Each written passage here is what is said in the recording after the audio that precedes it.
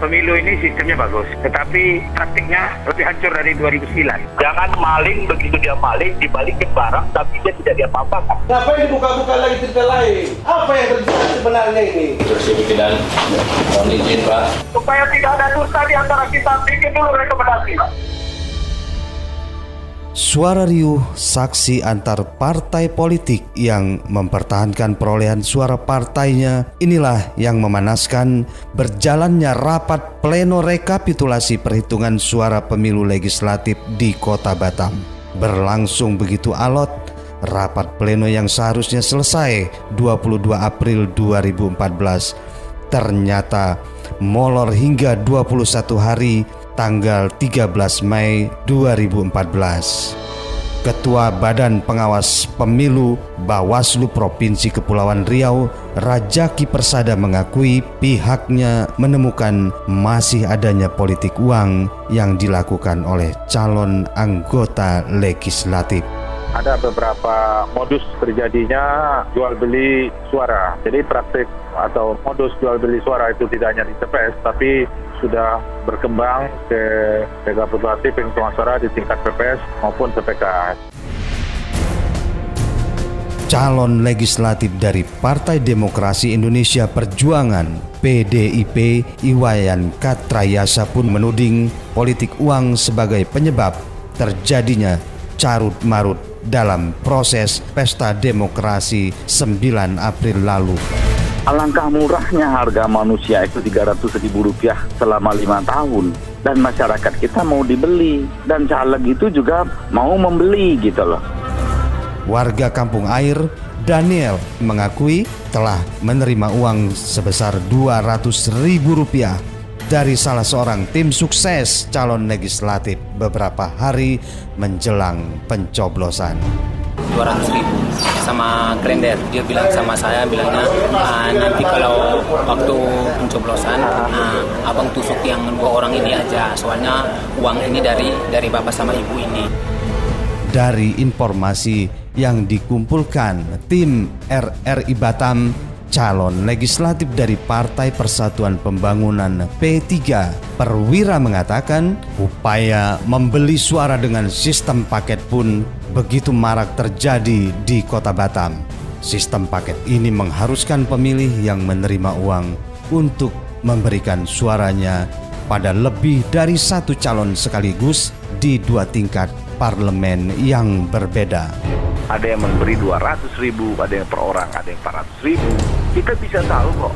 Bisa kita lihat saja secara kasat mata saja. Dalam satu kelurahan dia bisa dapat 2.000 atau 5.000. Ada kenyataan ini di Baloi Center, kedapatan satu ibu rumah tangga bisa mendapatkan 1 juta satu malam.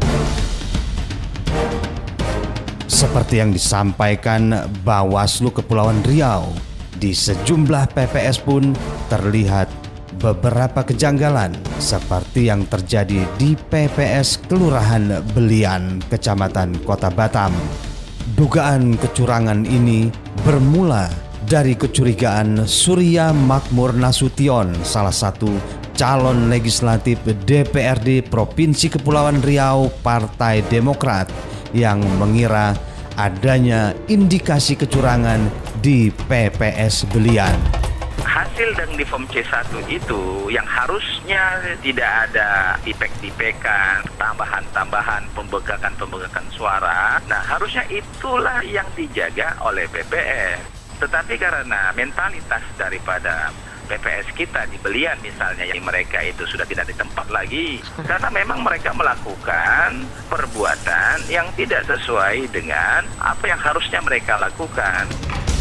Bahkan kecurangan di Kelurahan Belian ini disinyalir telah begitu terencana sejak awal. Hal ini terlihat dengan adanya anggota PPS Belian, Herman, yang dipecat KPU Batam karena dinilai telah melakukan penggelembungan data pemilih. Adalah kesalahan penginputan data. Nah, untuk menyangkut tentang tindakan yang kami lakukan itu bukan cuma PPS saja, tetapi ada 3 PPK juga kami nonaktifkan. Dugaan kecurangan pemilu di Batam pun ternyata masih terus berlanjut hingga menyeret sejumlah komisioner KPU Batam, yakni Muhammad Syahdan, Mulkan Siregar, dan Ahmad Yani.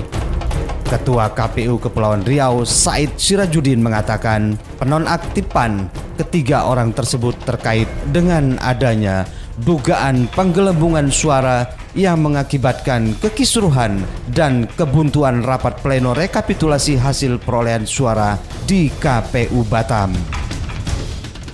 Dari KPU Provinsi sudah rapat, kita memutuskan untuk mengambil alih tugas-tugas KPU Kota Batam. Itu sudah kita putuskan di dalam rapat dan bahkan kita sudah koordinasikan dengan KPU Pusat. Meskipun Sahdan membantah bahwa dirinya tidak ada melakukan penggelembungan suara, pengadilan tetap memutuskan Muhammad Sahdan, Ketua KPU Kota Batam, terbukti melanggar aturan pemilu. Saya tidak tahu barang itu yang saya buat. Saksi fakta persidangan mereka yang membuatnya. Saya yang jadi tersangka dan terdakwa. Pemecatan saya itu karena kelalaian. Itu saya sudah akui di dalam sidang KPP bahwa itu saya lalai. Dihadirkan Ketua KPU Provinsi, dia juga mengatakan bahwa itu atas perintah saya. Pemilu legislatif memang sudah usai, namun masih menyisakan pertanyaan. Benarkah anggota dewan yang terpilih ini sebagian besar merupakan kehendak nurani rakyat? Atau jangan-jangan mayoritas anggota dewan yang akan duduk nanti hanyalah pelampiasan nafsu rakyat yang mengharapkan rupiah? Akankah calon legislatif yang terpilih nantinya dapat memperjuangkan aspirasi rakyat?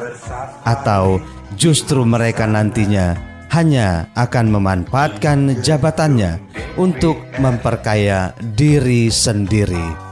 Semua pertanyaan ini akan terjawab seiring dengan berjalannya waktu hingga 5 tahun ke depan.